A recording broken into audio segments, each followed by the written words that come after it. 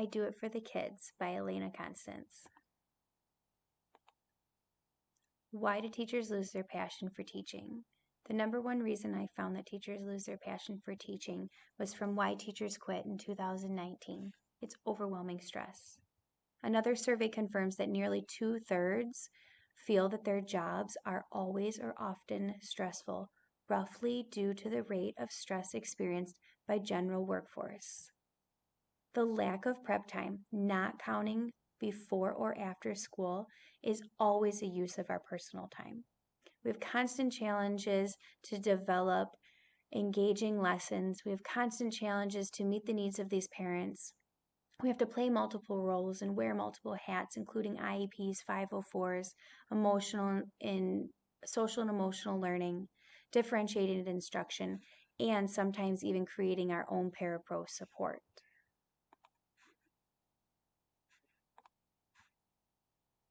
My second reason is because of discipline issues. We need more trained professionals in these buildings. We need that bridge of support. We need the bridge of support between teachers and parents. We need that follow through of consequences. Oftentimes, discipline in my classroom only happens in my classroom. There's only so much I can control, but parents too. We need more support. I love, love, love this quote from an article, Teach More and Discipline Less. Kids don't care how much you know until they know how much you care. Imagine being that role model for students and influencing them to make good choices, building relationships with them, having high interest rewards that have that buy-in, that personal connection and that positive environment welcomes them in and welcomes them to learn.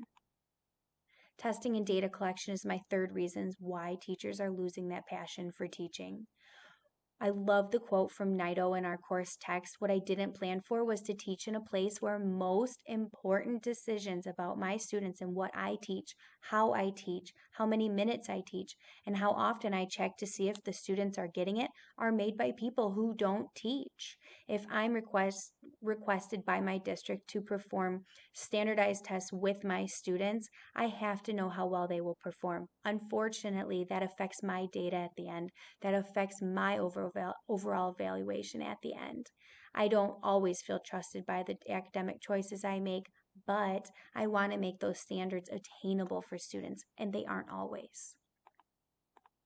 So why do I stay in the profession? I found this connection with a quote in our course text, of course, by Naito. It's because somehow, even today, even with all the insanity and all the rules, all the poorly designed textbooks, all the directives, not to bother the teacher, anything that is not tested, in spite of everything, the kids out there need good teachers. They need us. They need teachers to meet them where they are and to help them. Even my lowest lows get to make growth. Even my highest highs get to make growth. That's why I do this job.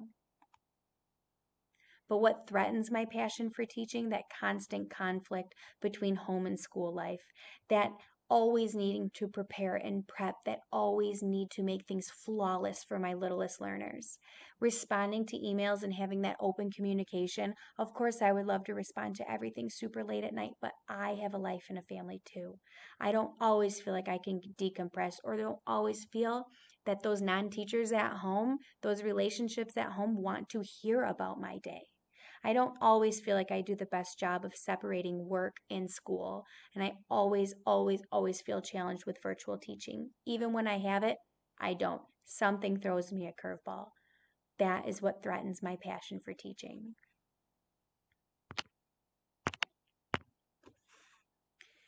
The 3 articles that I used was Why Do Teachers Stay in the Classroom, Why Teachers Quit, and one of the resources that I found on my own was Teach More and Discipline Less, Preventing Problem Behaviors in the K-6 Classroom.